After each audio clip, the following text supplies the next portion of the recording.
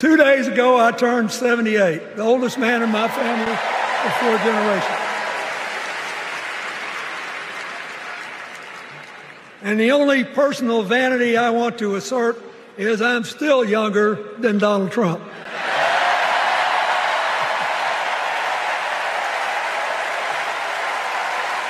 Last night. This is my video update on this Thursday afternoon, August the 22nd. Let's talk about some news.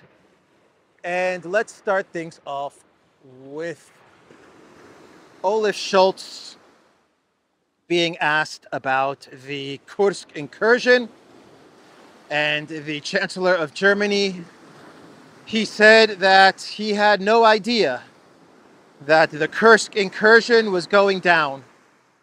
It was super duper secret, according to Olaf Scholz. Not even he knew about Elensky's plan to invade Russia and to enter the Kursk region. Olaf Scholz, he also said that the Kursk incursion, according to his intel, is going to be short and limited in scope. But Olaf Scholz, clueless about Kursk, clueless about Nord Stream, even though he was standing next to Biden in 2022 when Biden said he is going to blow up Nord Stream, or take care of Nord Stream. He didn't exactly say he's going to blow up Nord Stream, but Olaf Scholz was standing next to Biden when he answered the question about what he's going to do with regards to the Nord Stream pipeline. So Olaf Scholz is clueless about many things. Pirate Scholz, he knows everything. Pirate Scholz knows everything, matey. So Pavel, the president of Czech Republic, he was asked about the Wall Street Journal article on Nord Stream. And Pavel, this guy actually said that the Nord Stream pipeline is a legitimate target, or was a legitimate target. That is what Pavel said.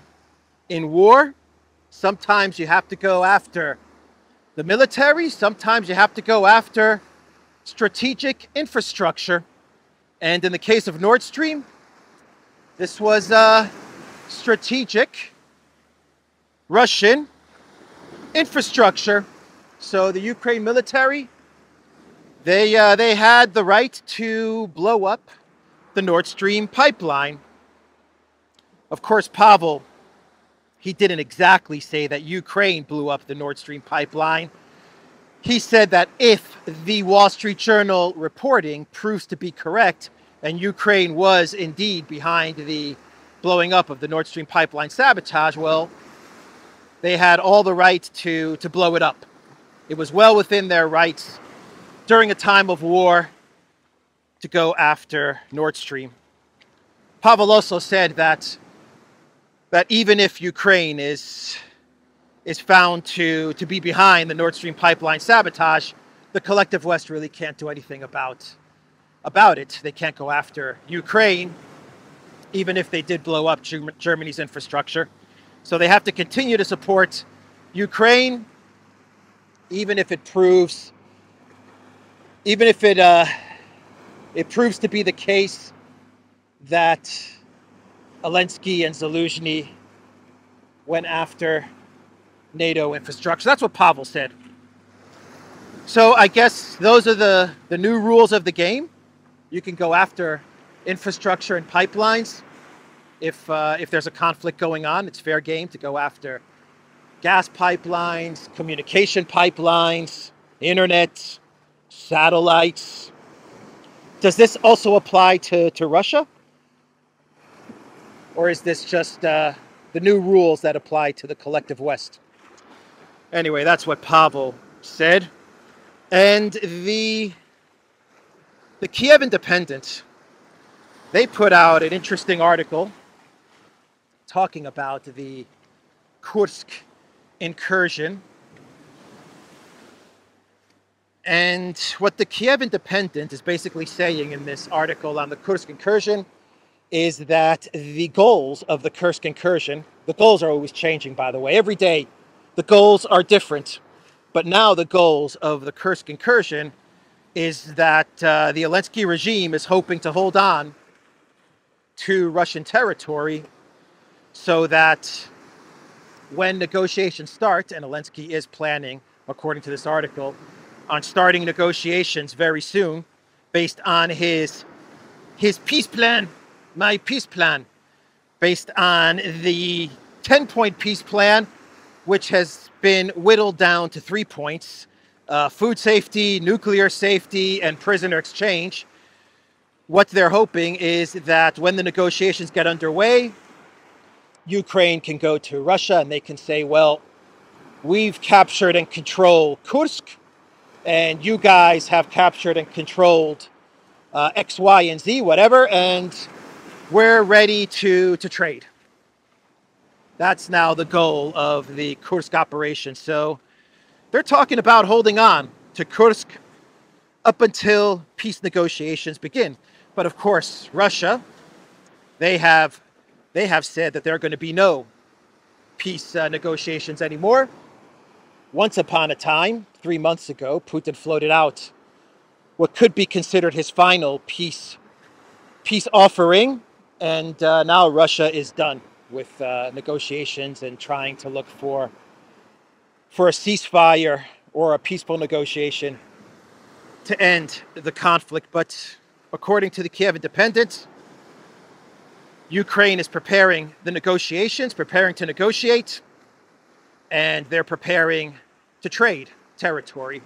That's the new objective in the Kursk operation. And much of this, according to the Kiev Independent, is being driven by a possible Trump presidency.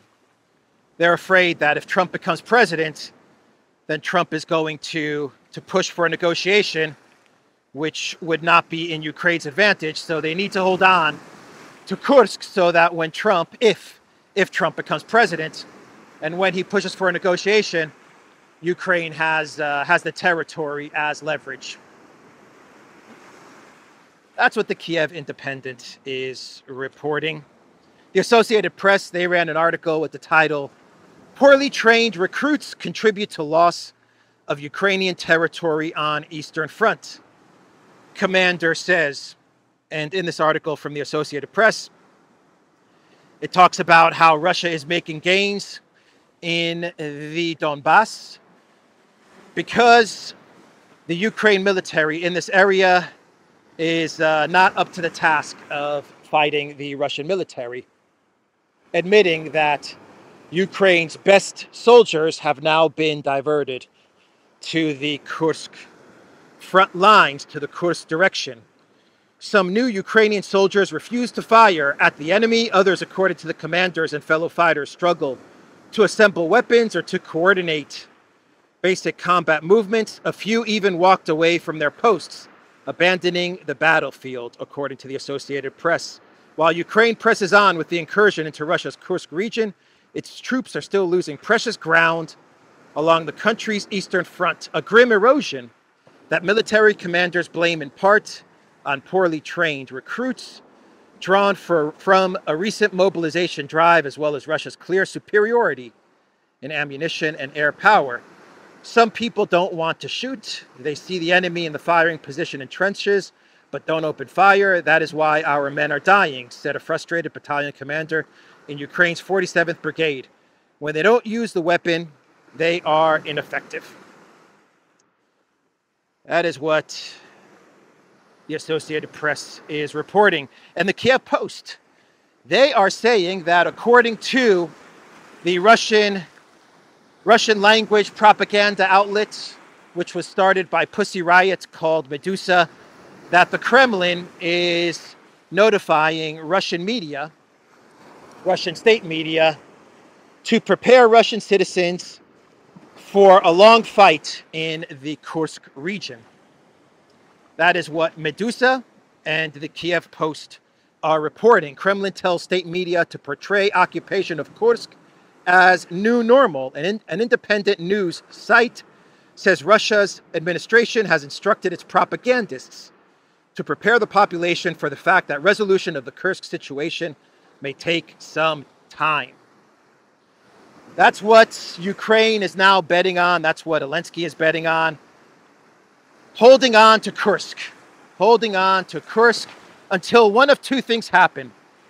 Until Putin and the Russian administration, I don't know how this is going to happen, but there may be hoping that under a Trump presidency, the Russian administration will agree to negotiations and some sort of trade-off of land.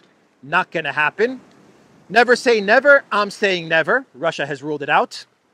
But the other thing that they are hoping for by holding on to Kursk is they are hoping to provoke Russia into doing something in Ukraine that will lead to some sort of NATO intervention in the conflict.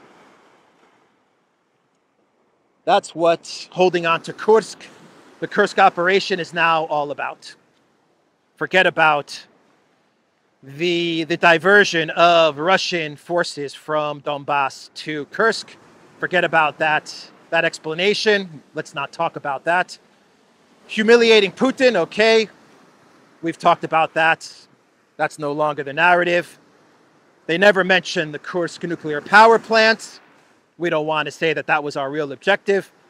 Now it's all about holding on to Russian territory so that when the negotiations begin, Ukraine has leverage over Russia.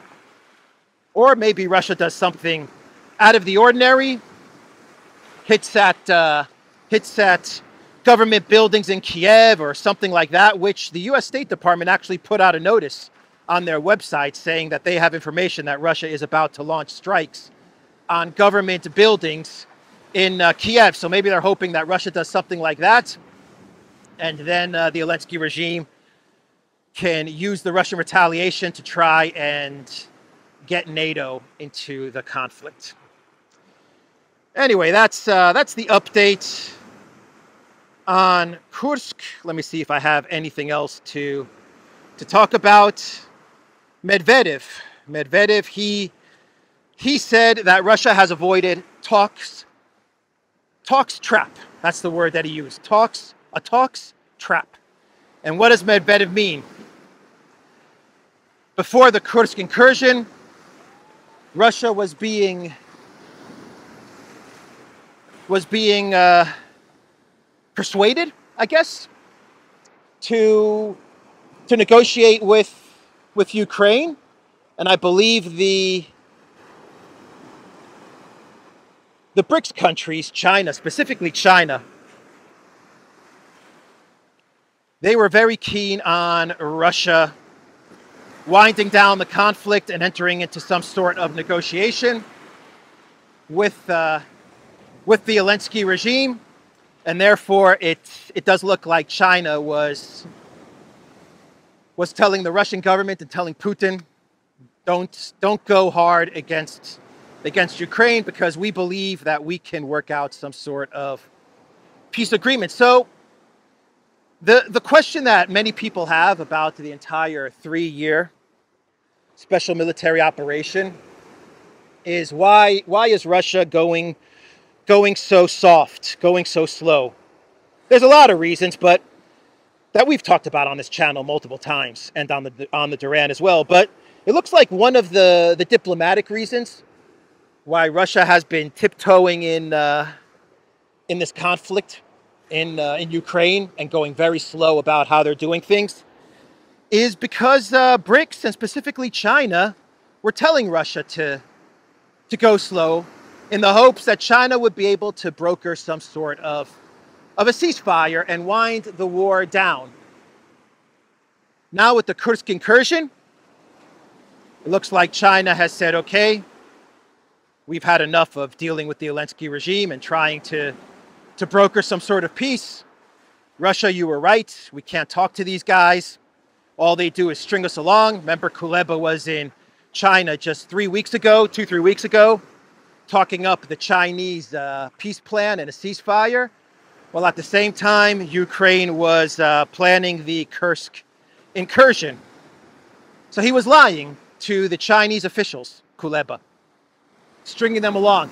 So basically what Medvedev is saying is that now Russia's allies and partners in BRICS, specifically China, they're not going to try to trap Russia into some sort of a negotiation or talks with the collective West and with the Elensky regime. So I wonder if this means that Putin is going to now go harder against Ukraine. I don't know. Is he going to start to look at the conflict more along the lines as to how Medvedev sees it? This I cannot answer. But that is what Medvedev is hinting at. In my view, there was a theoretical threat of a talks trap which our nation could fall into under certain circumstances. That is, unnecessary early peace negotiations offered by the international community and imposed on the Kiev regime, Medvedev wrote on social media. After the neo-Nazis committed an act of terrorism in Kursk region, every piece got into its place, he added. Everyone realizes that there can be no talks before the enemy is fully defeated. All in caps. And when Medvedev means everyone, he's talking about BRICS and specifically China. The Kiev Independent article talking about how Elensky is holding on, is going to try to hold on to the Kursk region for some sort of land swap in negotiations. Actually talked about Modi's trip to Ukraine and how Modi could act as a mediator, a possible mediator of Elensky's peace summit, peace plan, his peace plan. So, yeah, that's what Medvedev said. And that is an update on Kursk. In the Donbass, Russia continues to advance. They continue to capture village after village, and the Ukraine military continues to crumble in Donbass. Everything is now focused on Kursk. That's how it looks. So let's discuss now this New York Times article with the title, U.S. Investigating Americans Who Worked with Russian State Television. The FBI raided the homes of 2 prominent commentators on Russian state television channels as part of an effort to blunt attempts to influence November's election. We're back at Russian influence of the U.S. elections. Oh boy, every election, Russia's going to influence the elections, every single one now. Whether the election is taking place in the U.S. or in the EU, anywhere in the collective West where we have elections, Russia's meddling in those elections. They're meddling in the U.S.'s pristine democracy. The democracy that appointed Kamala Harris as the Democratic Party presidential nominee. That democracy, that's the democracy that Russia's looking to meddle in. Anyway, on a serious note, the New York Times is reporting that after the raid of Scott Ritter's home, and they also raided a U.S. citizen, a Russian. I believe he was born in Russia, but he's now a U.S. citizen. Symes is the journalist. After the raid of these 2 journalists, the New York Times is reporting that the Biden White House, the FBI, they're going to go after more American citizens who have been working with Russian state media. I imagine who have been paid by Russian state media, whether it's for articles that have been written on websites or for interviews. I guess this is what the FBI is now going to go after. And the reason they're going to go after these journalists is because they are claiming that, or they are afraid that as the elections, as November gets closer, Russia is meddling on the side of Trump. That's their fear. 51 former Intel officials told us that the Hunter Biden laptop was Russian disinformation, right? Remember that one? Oh boy. Anyway, Richard Medhurst, when he entered the UK the other day, he was arrested and I believe held for 24 hours. Terrifying stuff.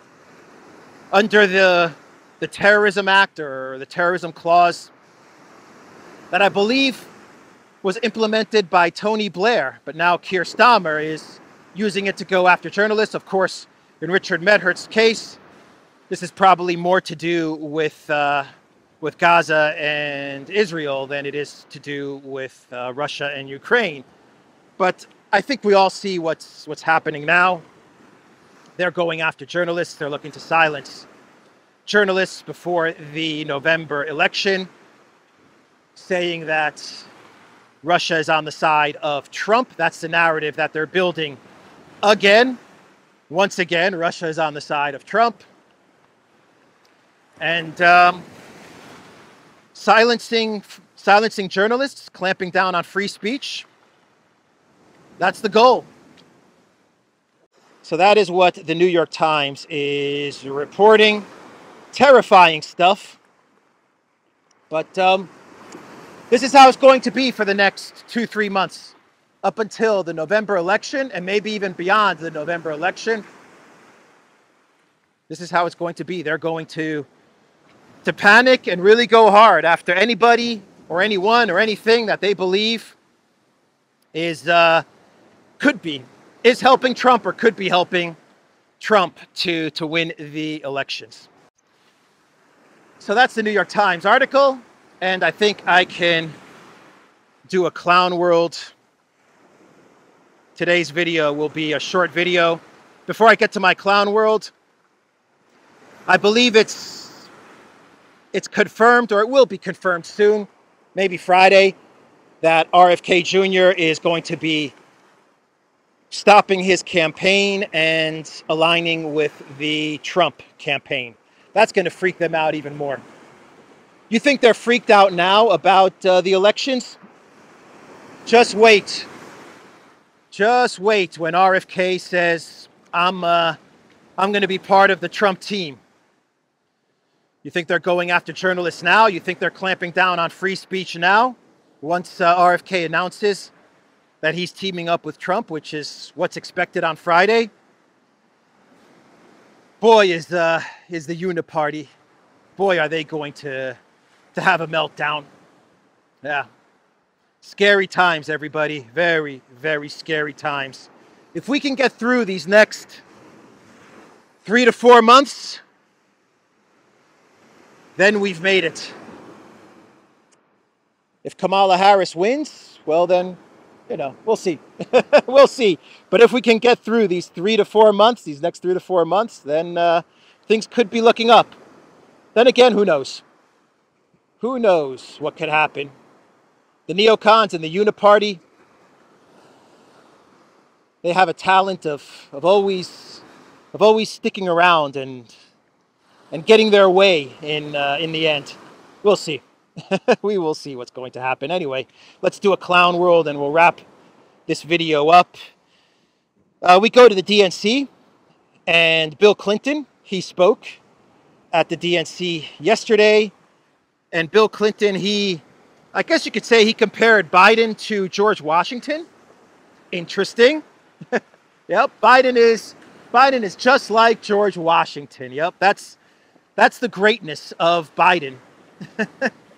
His legacy is that of George Washington. That was probably the George Washington, comparing Biden to George Washington, that was probably put in the negotiations. That was probably a clause in the negotiations to get Biden to stand down that Hunter and Jill put in there. They probably said something like, look, if you want my husband, if you want my father to step aside for Kamala Harris, well, then you have to have a very high level U.S. official, maybe a former president, compare my dad to George Washington. Done? Okay, done. That's probably how all of this worked. So yeah, Clinton is comparing Biden to George Washington. And what else did Clinton say? Bill Clinton also, he mispronounced Kamala Harris's name. He also did that. No one really knows how to pronounce Kamala Harris's name. That's the way it looks. I've seen interviews with Kamala where she even pronounces her name in 2 different ways. No joke. No joke. But yeah, it looks like Bill Clinton mispronounced the Democratic Party nominee's name. Just the fact that Bill Clinton spoke at the DNC, I think, is clown world enough. Anyway, that's the video, everybody. I hope the waves are not too loud. We'll see as I edit the video. But yeah, that's it for today. TheDuran.locals.com. We are on Rumble, Odyssey, BitChute, Telegram, Rockfin, and Twitter X. And go to the Duran shop, pick up some merch like this hat, like this Duran t-shirt. And that's it. Take care.